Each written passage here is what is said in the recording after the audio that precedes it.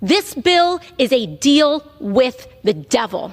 President Trump, you're either being lied to or you are lying to the American people. Because this bill represents, in the text of this bill, the largest and greatest loss of health care in American history. 17 million Americans will lose their health care on this bill, not undocumented people, not quote unquote the disgusting term illegal, but 17 million Americans will have their health care cut from this bill. On this point of tax on tips, as one of the only people in this body who has lived off of tips, I want to tell you a little bit about the scam of that text, a little bit of the fine print there. The cap on that is $25,000, while you're jacking up taxes on people who make less than $50,000 across the United States, while taking away their SNAP, while taking away their Medicaid, while kicking them off of the ACA and their health care extensions. So if you're at home and you're living off tips, you do the math. Is that worth it to you?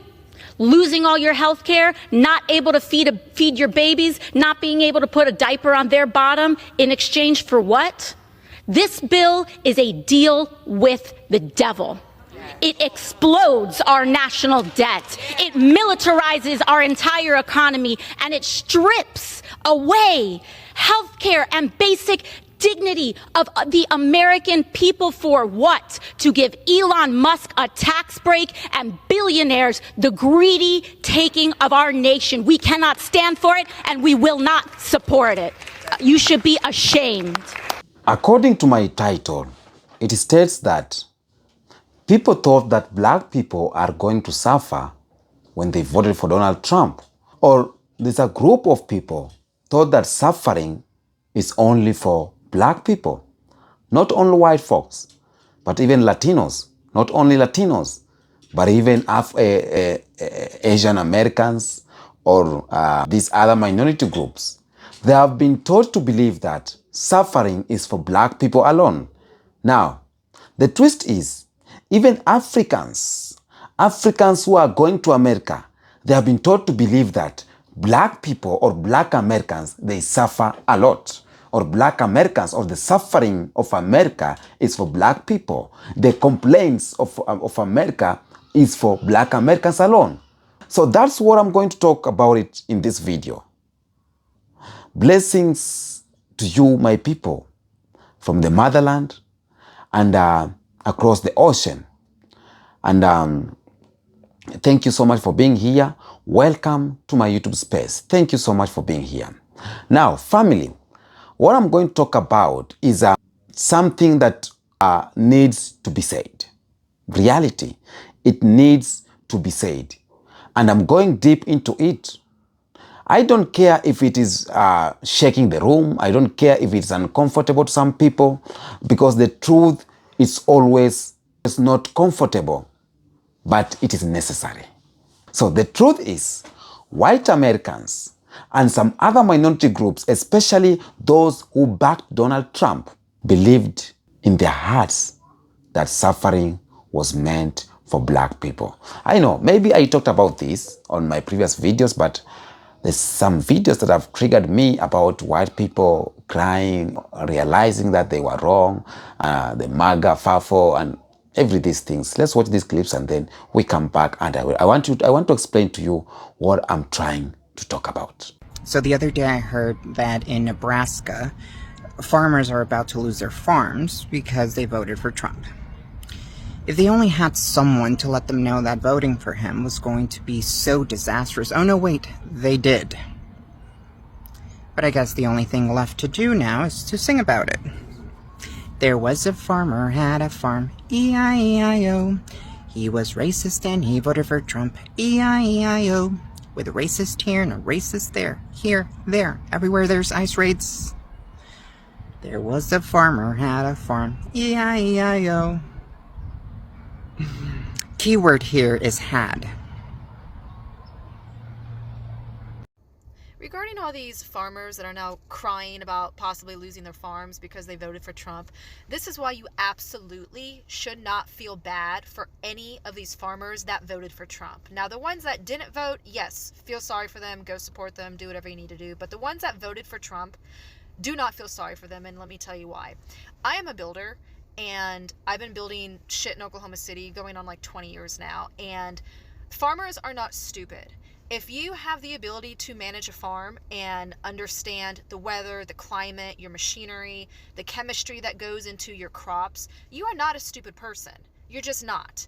And especially when you come from generational farming, you have the ability to look ahead and predict what you need to survive. And so when you have two candidates where you have Kamala Harris on one side giving you a whole fucking list of shit that she's going to do for you and make your life better, and then you have Trump on the other side who can't even come out with a normal sounding sentence, and you still vote for that guy, and you are a farmer, you are either racist or sexist or both.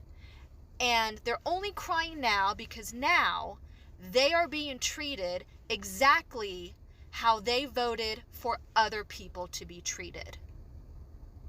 Got that? They are being treated how they voted for other minorities, people of color, everybody else, poor people, sick people. That's how they voted for other people to be treated. And now they're the ones being treated that way by losing their livelihood, their homes, their income, their farms. So do not feel sorry for them. This is exactly what they had coming.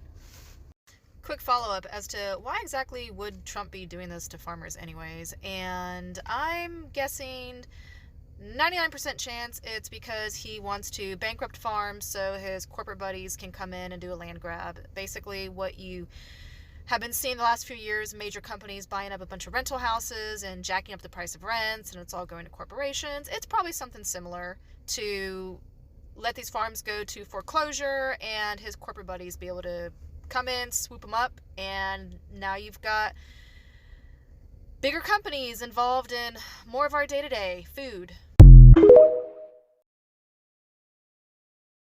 My medication, it runs $20,000 a month without insurance. I make $800 a month. Oh, that will kill me. That would kill my friends. That would kill millions of people in this country if they lose their health care. We're in California's District 22, a rural community in the state's Central Valley. This district voted for Trump for the first time in 2024, but now his policies threaten one of the benefits people here rely on the most. Do you know anyone personally who voted for President Trump but depends on benefits like Medicaid? Oh yeah, I know a lot of people. One resident who would be impacted by Medicaid cuts is 64-year-old Irma Arredondo, who voted for Trump in 2024. Irma has several chronic health issues, including type 1 diabetes. She's also a full-time caregiver for her daughter, who has cerebral palsy, and her sister, who has Turner syndrome. The medicine that my daughter takes for seizures, I won't be able to afford it. So we feel hopeless if those cuts come, you know. What we're going to do. Irma was a farm worker for more than a decade. She believes that some of her and her children's health issues can be linked to the pesticides she was exposed to while working in the fields. Look at me right now. Look at me, how many sicknesses that I have. We got all in the fields. Where else? I feel like this tubbiness in the back, you know. But why? Why when we put food on their tables? Trump promised a lot of things. I thought it would be more family values and those programs that we really need here. One of those promises was to protect Medicaid, which 67% of people in this district rely on. It's the largest percentage of any district in the entire country. Can you guarantee that Medicare, Medicaid will not be touched? Yeah, I mean, I have said it so many times, we're not going to touch it. The yeas are 218, the nays are 214. The motion is adopted. This bill represents the largest cut to Medicaid in American history. It will devastate vulnerable populations. The largest tax break go to the wealthiest individuals. Are those your values? No, that's not right. Irma isn't the only one in District 22 who feels betrayed by the administration's plan to gut Medicaid. The only people that are hurting are the poor people. People that really need the stuff. Elon Musk doesn't need it. Trump doesn't need it. And, billionaires don't need it. They're making out big time with this, but they're hurting people in the process. If we could go back to November, who would you vote for now, seeing what you see? For either one. You just wouldn't have voted. None either. It's time to speak up. Well, it appears the joke's on me.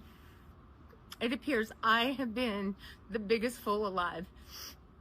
You see, before the last couple of days, I knew that there was a segment of MAGA who just hated, who just wanted to burn the world down, and they don't care who they hurt. In the meantime, I knew there was that section, but I really, really thought that most of MAGA just didn't get it. I really thought they just didn't understand. They didn't understand economics because it's complicated. They hadn't studied Project 2025, so they didn't know what was coming. But I really thought when he got in there and started doing the things that hurt so many people, that they would realize, and that they would.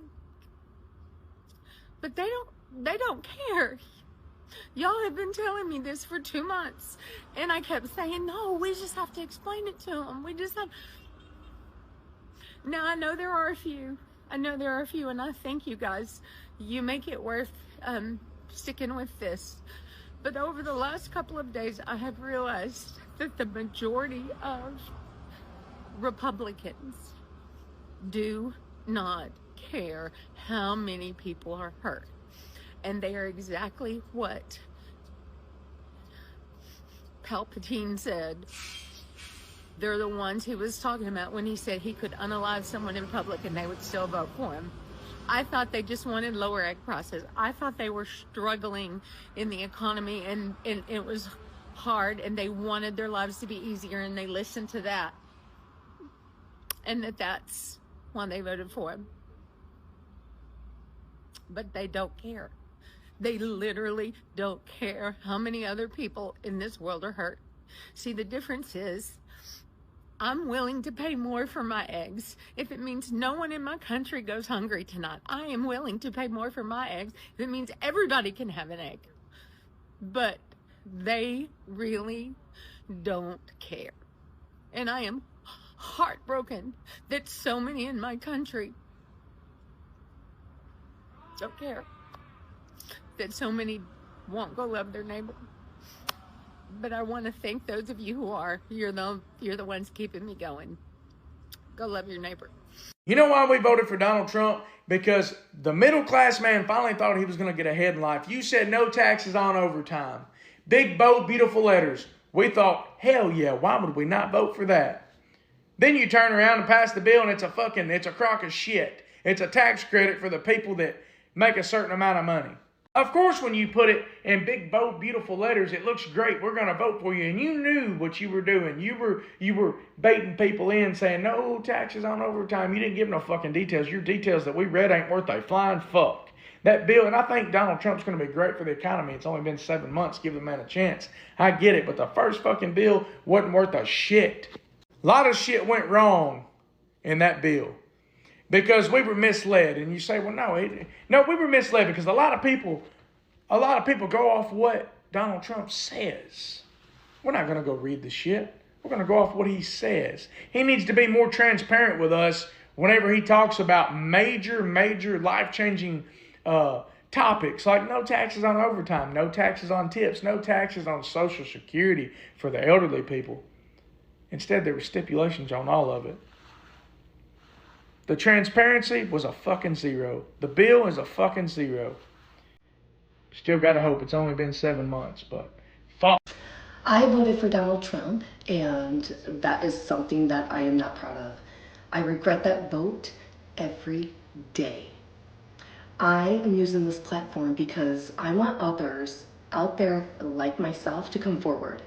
And I know they don't, because clearly you can look in my comment section. I am getting ripped apart. And I just wanted to make this video. I have been responding to a lot of you, And to the people who just come out and tell me I don't deserve forgiveness, I don't deserve this or that, I get it. I get it. You guys are really, really angry right now. Another Trump supporter who regrets their vote. Just take a listen. Do you think that our Lord wants these children to be starving? And Mr. Trump, I am so very disappointed in you. I voted for you, and you have just turned us into a bunch of hateful, mean, horrible people. And it's just, you know, I know we've got too many immigrants in this country, but my goodness, we don't have to be mean to them. That's not what this country is built on. I probably won't be here for the next election. But my goodness, I'll never, ever vote Republican, and I've been voting for 80 years. I don't know. This country's just going in the wrong direction. It just saddens my heart. It greatly saddens my heart too. But what I don't understand is that there's actually still Trump supporters out there supporting Trump, saying that there's no one who has changed their vote. There are plenty of people out there who don't agree with what he's doing. And I wish the rest of you would wake up. Welcome, brethren. Now, whiteness in America was never just a skin tone. Whiteness in America, it was a contract. It was a promise. A promise that if you are white, you'll be safe. Right now, I've played videos of of white people. They want to leave America because the dream in America ain't no more. Because the empire in America, it is falling down. And whiteness from day one was a promise that being white, you'll be safe, you'll be protected, you'll be above pain. Now, they were promised that you will never be the one in the prison, you will never be the one in the corner begging for scraps, that you will never be the one whose baby is denied care in the hospital, you will never be the one who lack basic education. Because pain that was reserved for someone else, it's not the pain for the whiteness. The pain that we are seeing is not the pain for the whiteness. This pain is for somebody else. And this somebody else is black people. For generations, white Americans saw black pain as background noise. That's reality. For generations, black pain have been just a noise to some people. They didn't even care about it until to recently. Even Latinos, not only white only, even some Indians, some Asians, even Africans, they thought the pain of black Americans, the crying of black Americans is just noise. They saw the struggle as part of the scenery of black people. When black people were chained, they said that you were built for labor. When black people were lynched, they said that it was justice. When black people marched, they say that black people or black Americans are ungrateful. So pain wasn't tragic to them. It was expected. So when they saw Trayvon, when they saw George Floyd, when they saw Breonna Taylor, they didn't say the system is broken. They said that it doesn't happen to us. That is a black issue. That is not my problem. Maybe black people are the one who started the problem. That's what they said. And this is reality. I'm not trying to create something in some people's head, but it is something that even white people right now are acknowledging it, and they are realizing that white people or black people have been right all along. And even Latinos, there's a clip I made. Latinos now, they are accepting that black people were right when they were complaining. Black people were right when they were out there trying to march for civil rights, trying to march for equality, trying to march for voting and suppression. We see the same people are now out here saying black people are right. I don't talk out of just nowhere. I've just collected the facts that white people are crying. Some are accepting the fact that black people are right. And that's why I've come up with this. So When Trump said that law and order, they did not hear crackdowns, they had protection. When he said build the wall, they didn't hear about the hate, but they heard about to keep them clean, something like that. When he mocked the poor, they didn't hear attack, they heard not me. I don't know if you understand what I'm trying to say here.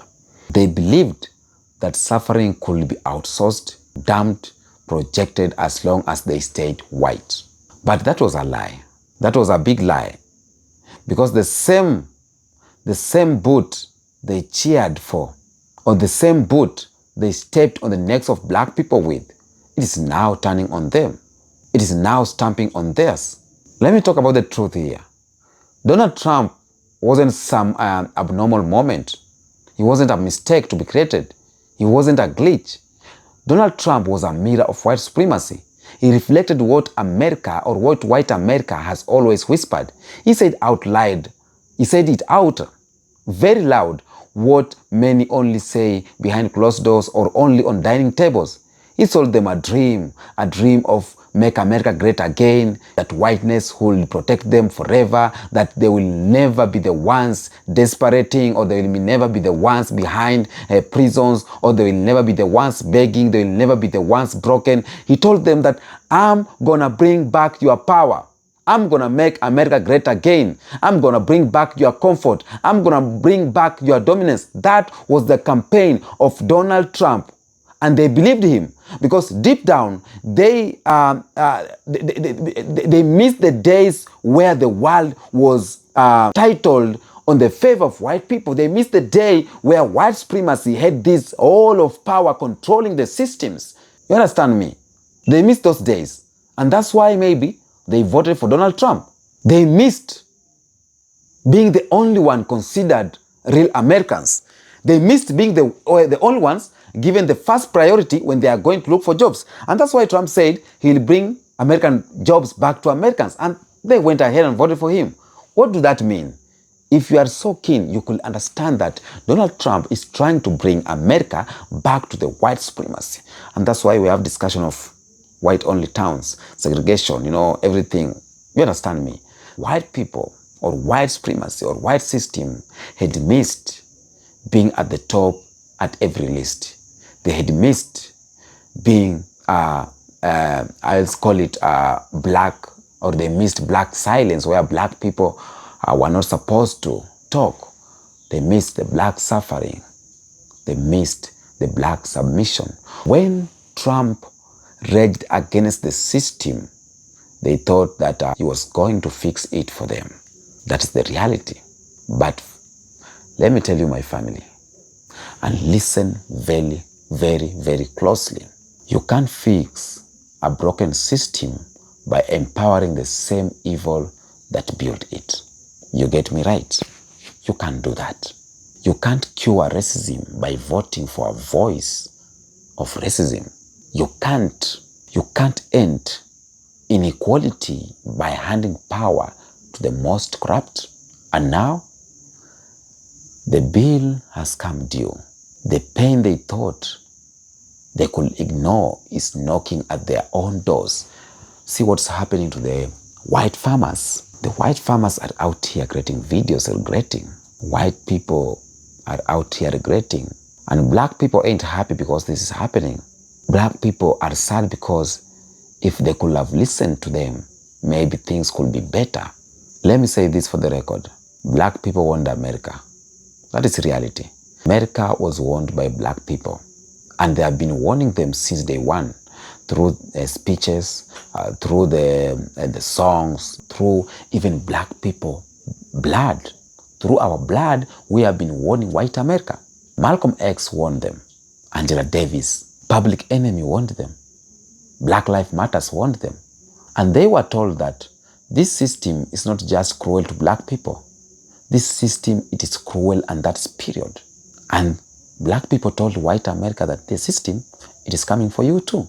But instead of listening, let me tell you what they did. Instead of listening, they laughed. They rolled their eyes. They seized. They told black people to stop complaining. They told black people that they were playing victims, that they were dividing the country, that they should just work harder and everything gonna be okay.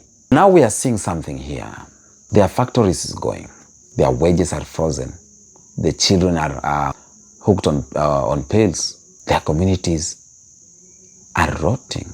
Right now is the time they are understanding. Now they want to fight. Now they want to protest. But it is different right now. It is different because when black people protested, they were beaten.